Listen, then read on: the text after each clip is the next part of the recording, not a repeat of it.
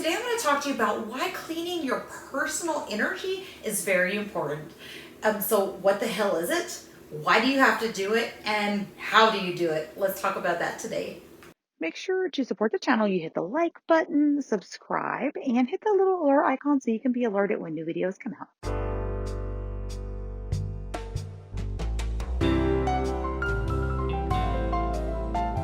Hey, how are you doing today? So excited to come to you with this video, a little bit different of a topic, and it's a really big one in Feng Shui. No matter what type of Feng Shui you practice, they have some sort of way when they are finished with a consultation, or when you just have, you don't feel a certain way, you don't feel like your energy level is up, you feel a little bit in a funk. There's certain things we can do that can help us feel better, and actually help our home feel better too. So this topic is a little bit more on, I guess, the spiritual side of things, the side of things we can't measure, we can't see, but we can feel. And in Feng Shui, it is very important to have an intuitive side. And we as practitioners, there's some of us that I feel like I'm more logical of a person, but there is definitely things in this world we can't explain, and energies and forces that we can't see, but we can definitely feel. So today I wanted to talk about how to kind of change that feeling whenever you're feeling down. And this can be done by clearing your personal energy, or your personal aura. So what exactly is an aura? So according to Wikipedia, your aura is actually a human energy field. According to New Age beliefs, it's a colored emanation said to enclose the human body, or an animal, or even an object. So in esoteric positions, an aura is described as a subtle body. So it's really just this field we have around us of energy. You know that whenever you talk to somebody, if they are positive and they have a good energy to them, a good aura, their spirit is good, you know that you're going to feel good talking to them. If it is not good and it's negative, how do you feel when you're done? Oh my gosh, I have had, the quote unquote energy vampires before, where they just suck the energy out of you. After you're done talking to them, they always have a complaint. They always have something wrong. They always have something bad to say. And it makes us feel bad. I'm like turning away from my space here. It makes us feel bad. It's like it rubs off on us. So when that happens, what are some ways we can actually fix this? Well, how can we raise our energy levels again? How can we raise that aura? Let's to figure this out, or to get some different tips, I'm going to tell you what I do, and I actually outsource this to some practitioners through the International Feng Shui Guild, which of course I'm a part of, and it has an amazing variety of practitioners. I don't think any two are actually really alike, and so I was so excited to reach out and ask the question, what do you do when you want to clean your personal energy? And I'll actually give you some little tips for clearing your space also. So let's get to it.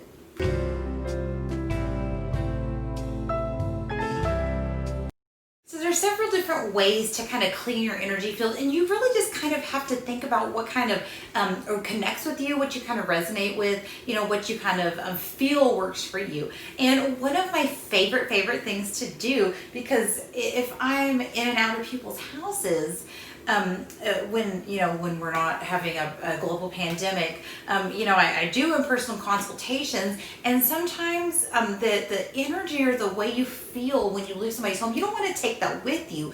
And so in any practitioner's bag of like tricks or their toolkit, along with the low pan, what they'll have is some sort of something, usually to clean themselves off, or to kind of spiritual clean themselves off after they do the consultation, and before they even get in their car. And one of the things I do, it's my favorite one, and a lot of people from the South know this one. This is called Florida water, or Florida de agua. It is actually a shamanistic tool. They use it a lot in like voodoo and hoodoo, and it smells great, and it's actually just a cologne.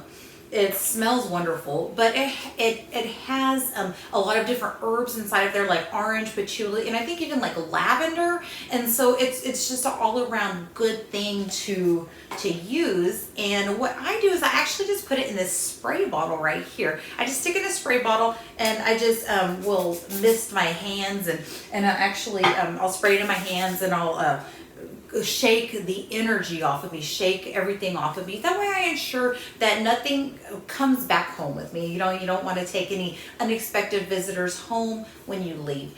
But if you wanted to, it's a really good home cleansing spray too. So you could actually just spray it around the room. If you have a heated argument with somebody and you just feel like the room is, it needs a little pick me up, you can just spray this. It smells great. You can spray yourself with it.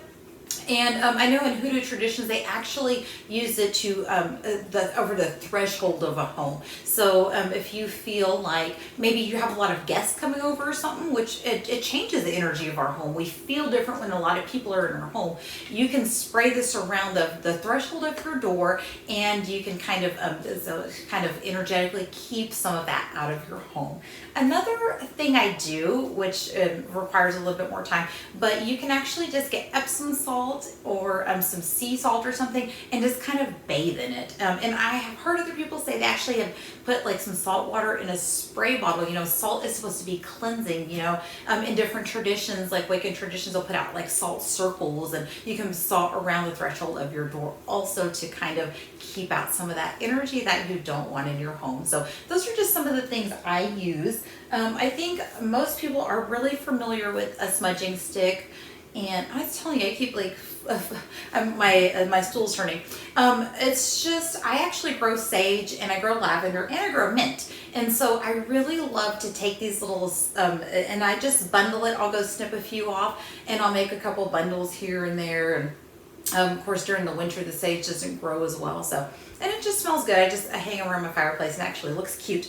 But here's my little lavender. I got some extra lavender leaves, because you can just even burn those, and they smell nicely, So that's kind of some of the things I use.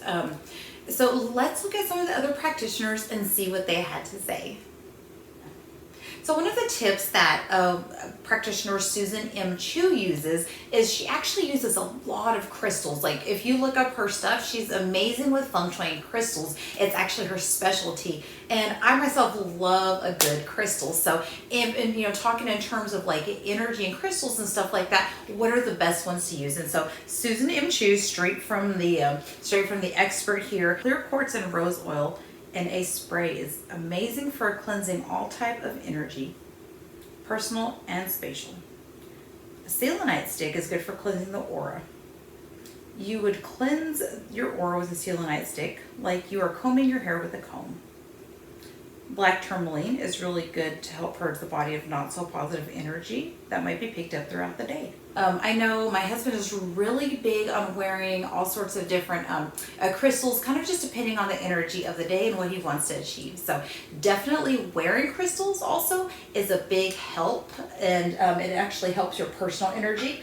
And from a crystal perspective, you may have seen the thumbnail, but I have this beautiful quartz that my husband brought home, because he really is a crystal fanatic. He loves the energy of crystals. And so that's just a clear quartz.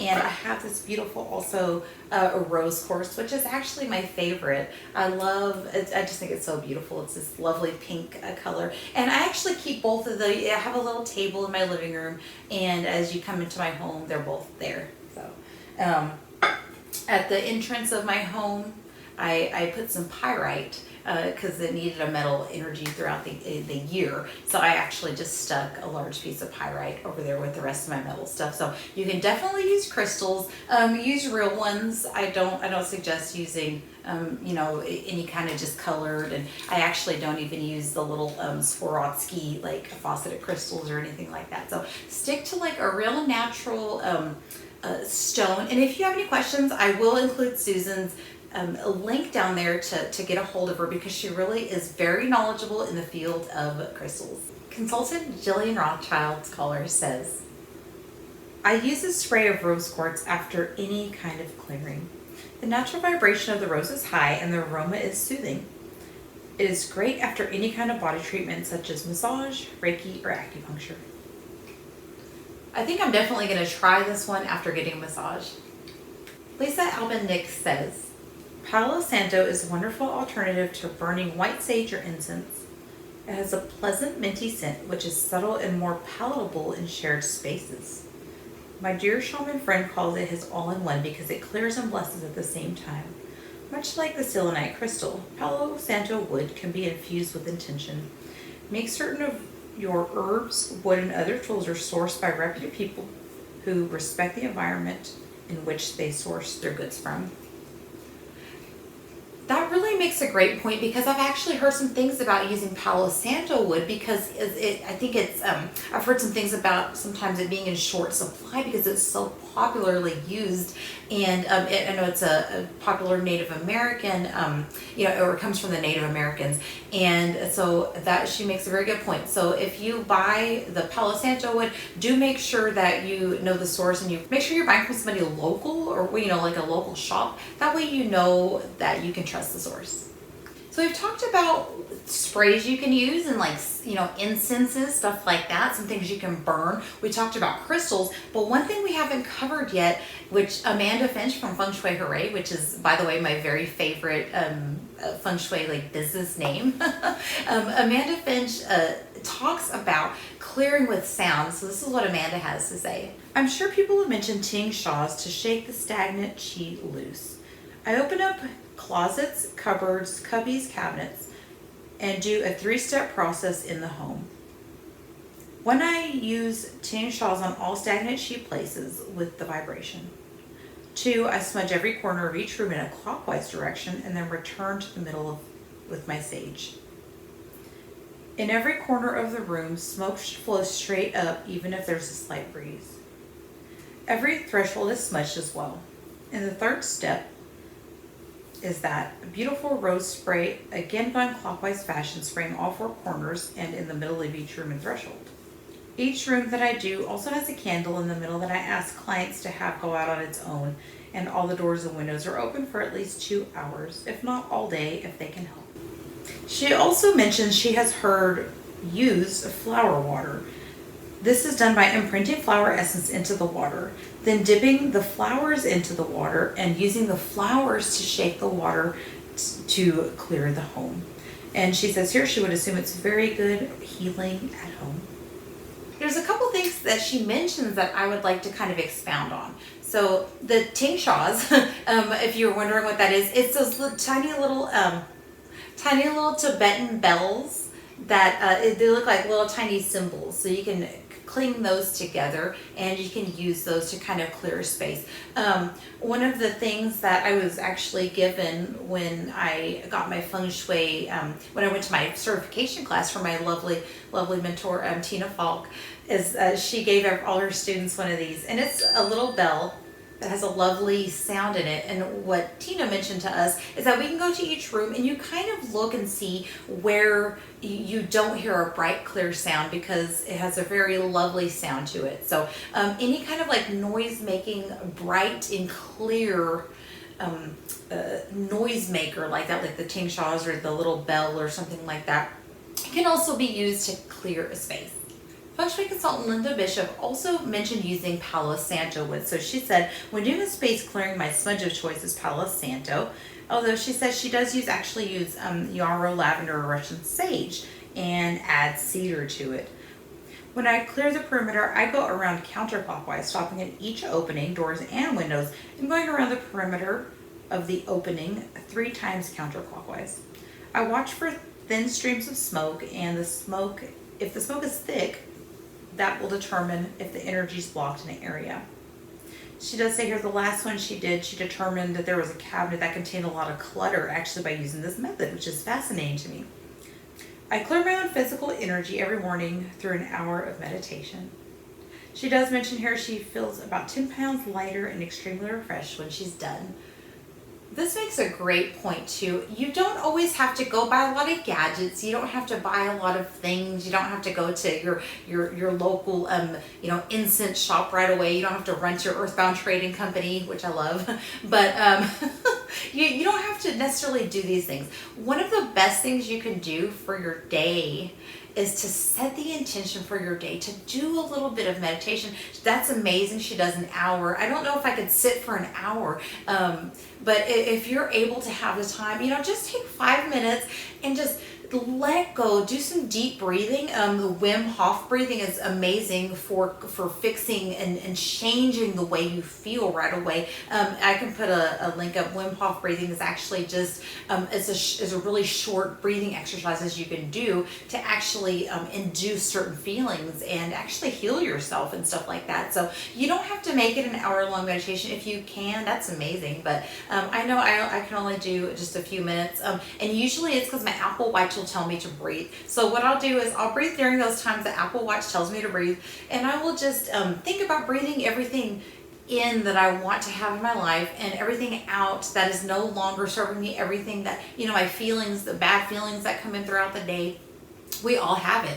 But one of the things we can do is just let it go. Just affirm to ourselves we're letting it go and it's going back out into the ether, and it's leaving our presence, is leaving that aura. Before I move on, I wanted to touch on the difference, and there is one, between clockwise and counterclockwise. So I was reminded of a time quite a while back. I actually participated in a Golden Dawn ritual, and because I'm weird and I like weird stuff, so I participated in this Golden Dawn ritual. So what happens is when I actually had to reach out, and I'll link to this gentleman too, because he's a really awesome person that does tarot readings. So if you're interested in that, I'll put a link below because he helped me out, and it reminded me that when you enter the Golden Dawn temple, or the sacred space, that you actually go in clockwise, because that's the way the sun, it symbolizes the sun and the opening of energy. And when you exit the temple, you actually have to exit in a counterclockwise manner to close that energy down. So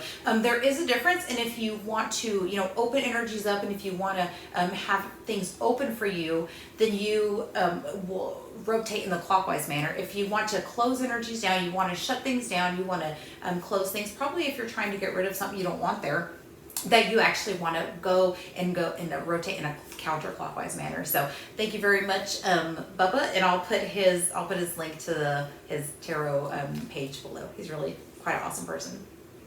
Alright guys, well this was a little bit different of a video, but I do think it's a very important factor. There's things, again, in this world we don't really understand and we don't know. So we all have our different beliefs about that, and I definitely think we all need the ability to be able to clear some of these energies and take some of these energies away. So we don't want to carry them around and be bogged down with it and just carry these spiritual energies that we can't see on us. So no matter what your beliefs are, I know of course we all have different spiritual beliefs, different spiritual practices, but I don't think these all really go against each other. They are very basic, and they kind of give you a foundation a little bit on where to start and think, maybe when I go home at night, maybe even when I get off the job, around a lot of people all day or something like that, maybe I'll keep some Florida water in my car and I'll spray myself and kind of, breathe for a minute before I go inside and say hi to my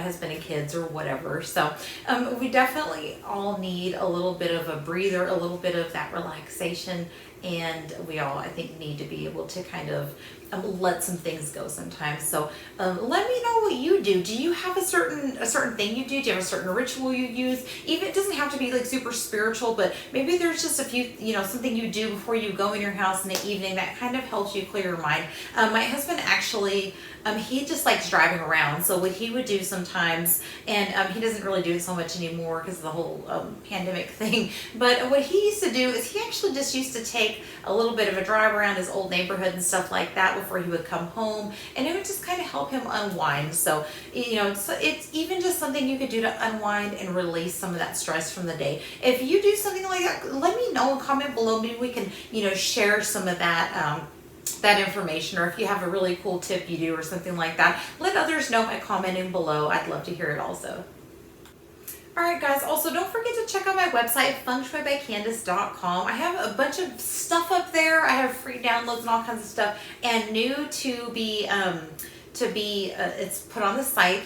I have 2 different classes that I actually have for sale up on the site. I taught a Flying Stars class, and I taught a class on the Yi Jing and the Shuan Kong Dagua. So if you know what those are and you have a basis of Feng Shui, this foundation of Feng Shui, you know how to do Flying Stars, or you know already how to read the Yi Jing trigrams, and you want to go deeper and you actually know what I'm talking about right now, go to my website and there's a list, and there's a couple classes available for purchase. If you are not interested in that, I am actually taking donations, which I will put a link to a PayPal, because I need to upgrade my equipment. So if y'all don't notice, like this is my audio equipment right now, guys. I need a microphone, I need me a light, and I need me a camera. So any sort of contribution you can make would be greatly appreciated. And if not, just send me some good vibes. So I hope everyone's having a good time during this time. I think this is a little bit timely in kind of understanding and not understanding, but it's timely in, we can have all this turmoil going on around us, which we do right now, and all these things happening around us. But if we're keeping ourselves and our energy up, then we'll be less likely to feel so affected by it, and we'll be able to help others. So I hope you guys got a good takeaway from this video, and let me know below how you're doing right now. I really do hope everyone's doing okay. So you guys have a great day.